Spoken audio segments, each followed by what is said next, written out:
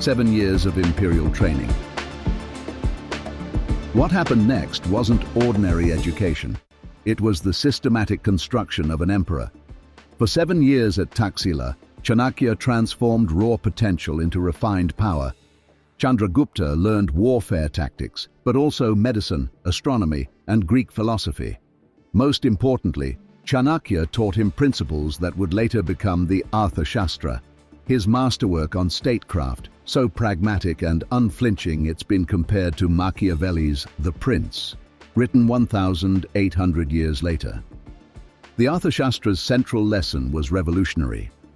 A ruler's primary allegiance is to the state, and the state must be preserved by any means necessary.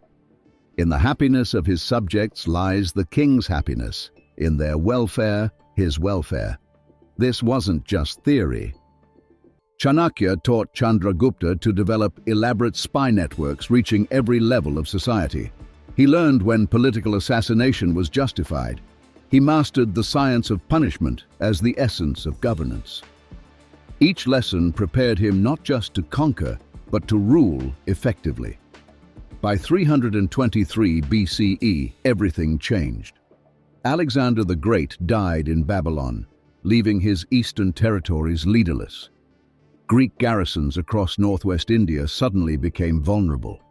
Local rebellions erupted everywhere. The Indian people were deeply unsatisfied with foreign rule. Chanakya saw the opportunity and seized it. This was their moment. But how do you raise an army when you have no kingdom, no treasury, no established authority? Here's where Chanakya's preparation paid off. Using that hidden treasure from the Vindhya forest, they began recruiting. But their strategy was unconventional and brilliant. It was perfectly in accordance with the principles of the Arthashastra.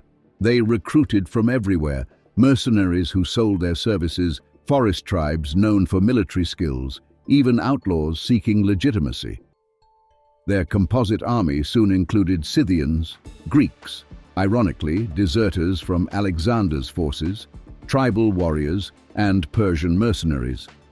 The alliance with Greek mercenaries was particularly strategic, using foreign soldiers who had remained in India to help expel foreign rule.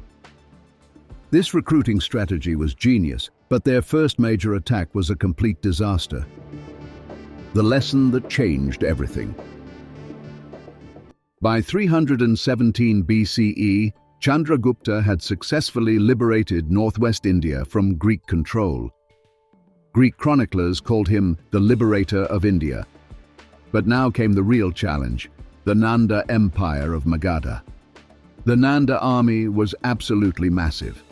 Greek accounts estimated 200,000 infantry, 80,000 cavalry, 8,000 chariots, and 6,000 war elephants. Their king was called Mahapadmapati, Lord of Infinite Hosts. Flush with success in the northwest, Chandragupta's army made their first attempt, a direct attack on the Nanda capital. It was a complete disaster. They were repulsed with heavy losses. Chanakya realized his critical error. He had attacked at the enemy's strongest point, like trying to eat a fruit from its hard outer shell rather than its soft core. Legend tells how he learned this lesson. One version says he observed a mother scolding her child for burning his hand by taking food from the center of a hot plate rather than eating from the cooler edges. The lesson was clear. Attack the periphery first, then move to the center. Are you ready for the most brilliant military strategy in ancient history? Chanakya completely revised their strategy. Instead of attacking Pataliputra directly, they began systematic conquest at the frontier of the Nanda Empire. Each conquered area was properly garrisoned and administered, denying the Nandas resources while building their own strength. What followed was a masterclass in asymmetric warfare. They established garrisons in each territory, creating a tightening noose around Magadha. The Nanda Empire, despite its massive military, began crumbling at its edges. This wasn't just military conquest, this was political warfare. Chanakya deployed espionage, psychological manipulation, and strategic violence. Spies infiltrated the Nanda administration at every level. Economic pressure was applied at calculated points. Strategy versus brute force. Which wins? Comment your thoughts.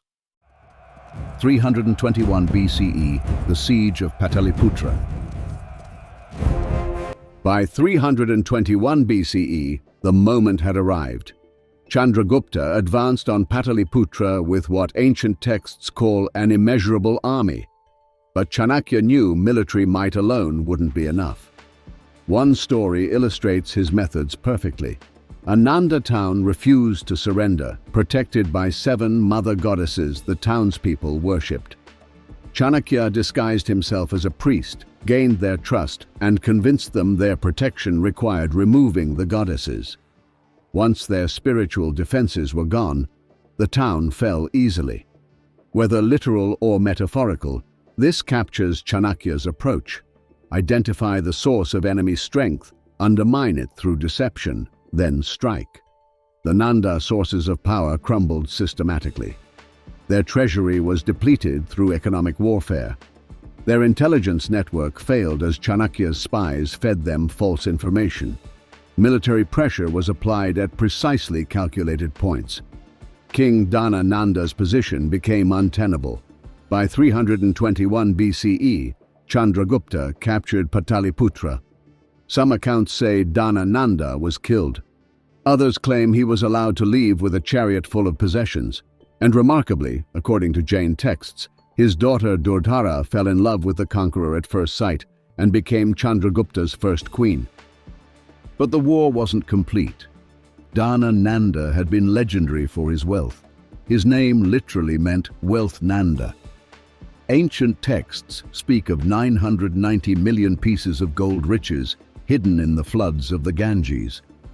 The legends were true. Dana Nanda had excavated a hiding place in the riverbed and buried his treasure beneath the sacred waters. But where exactly? Chanakya ordered a fisherman, someone who knew the Ganges intimately, to find the location. The fisherman succeeded and revealed it to Chanakya. Then, in a move that perfectly exemplifies the Arthashastra's ruthless pragmatism, Chanakya had the fisherman killed. A secret shared is a secret compromised. The fewer people who knew the imperial treasury's location, the more secure it remained. With the Nanda treasure secured, Chandragupta had both throne and means to maintain his empire. The wealth that Dana Nanda had squeezed from suffering subjects through excessive taxation would now fund a new, more sophisticated administration. Chanakya's vow was fulfilled, but the real challenge was just beginning. Building the world's most advanced government. Winning a throne and keeping it are completely different challenges. This is where Chanakya's role evolved from kingmaker to architect of imperial administration. As prime minister, Chanakya served as the second most powerful person in the empire. But he lived simply, away from the palace, maintaining his ascetic lifestyle even while wielding enormous political power. This separation was deliberate. He remained counselor, not courtier.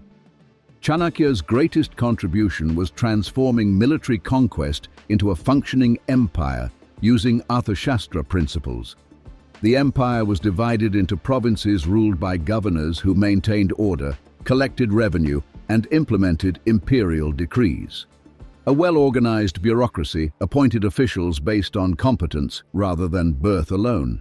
Most remarkably, Chanakya established a spy network reaching every level of society.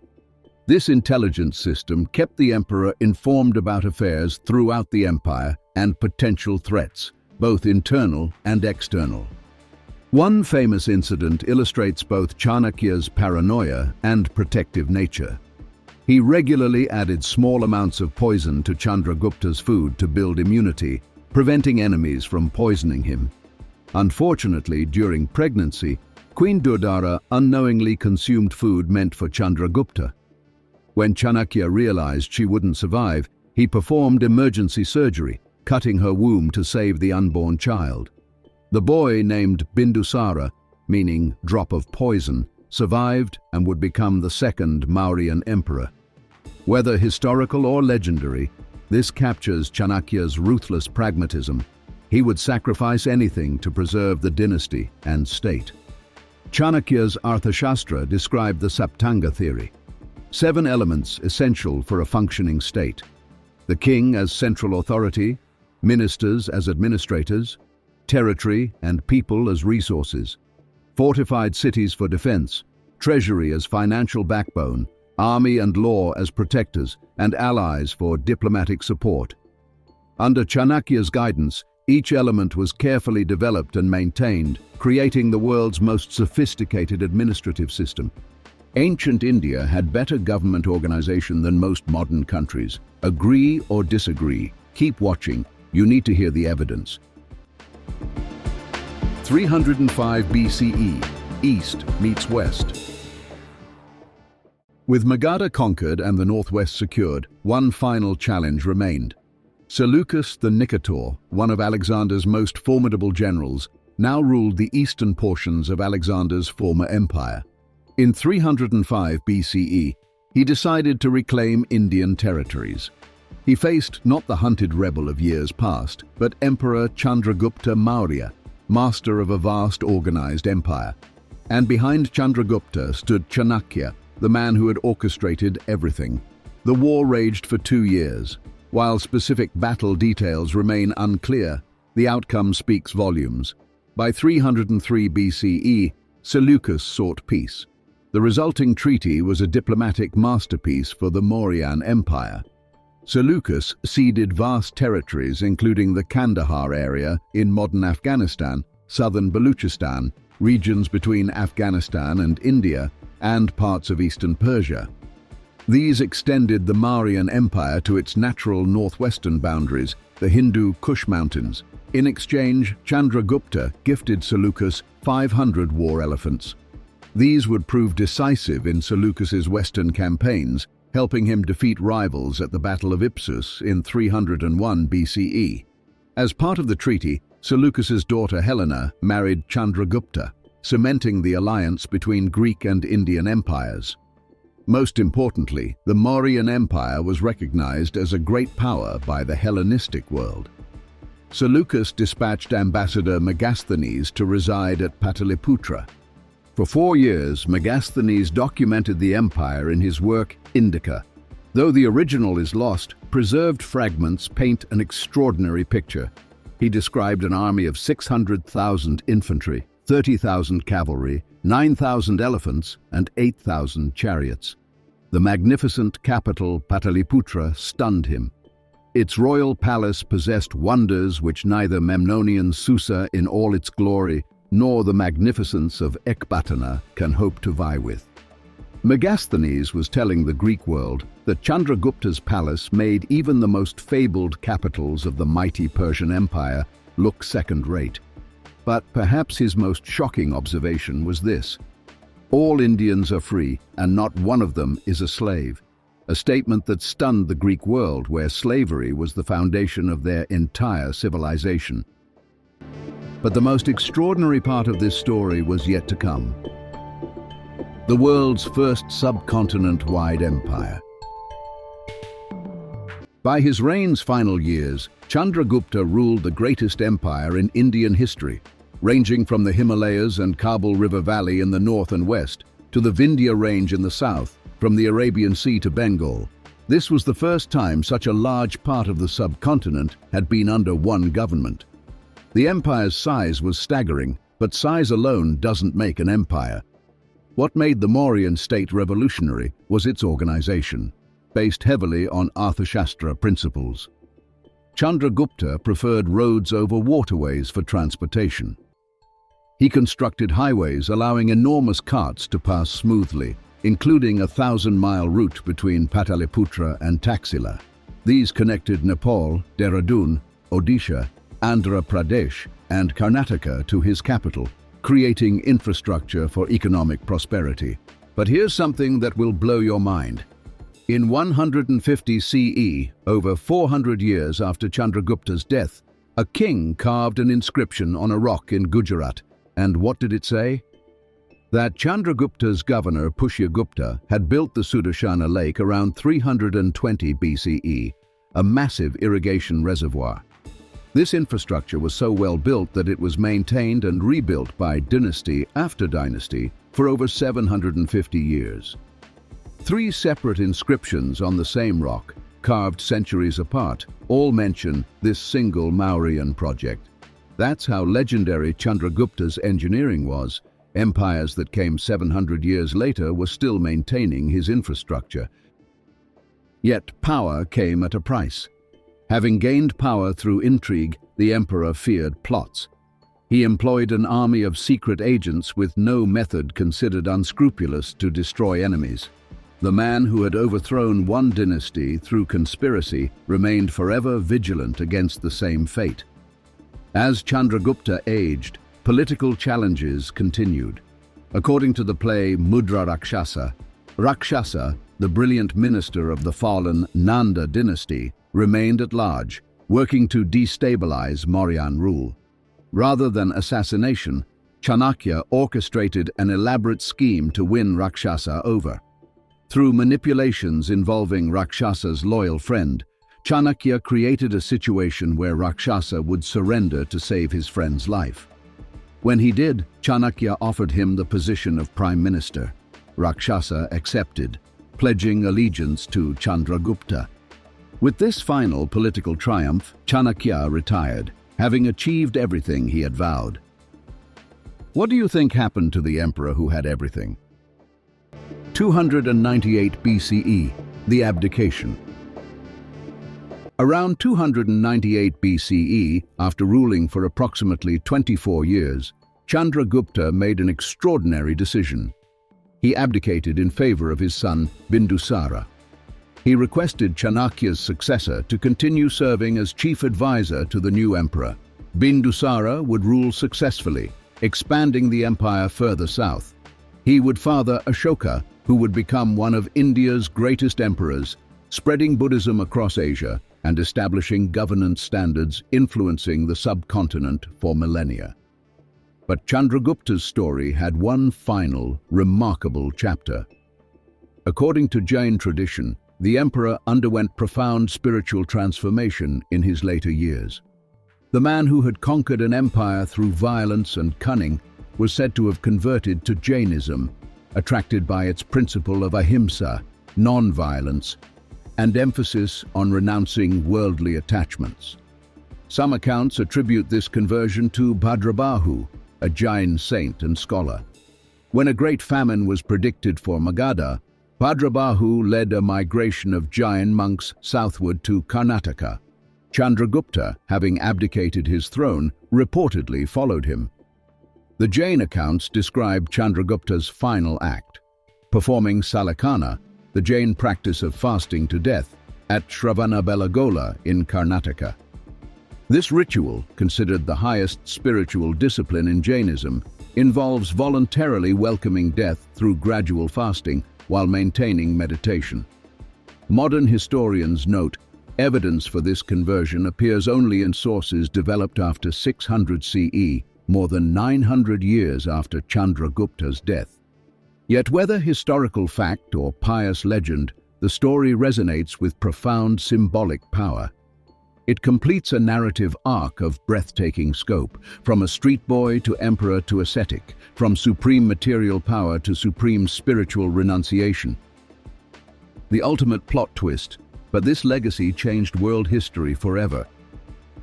The partnership that created a civilization. Chandragupta Maurya is widely regarded as the first historical emperor of India, the earliest Indian ruler with historically documented reign confirmed by both Indian and foreign sources. His achievements were extraordinary.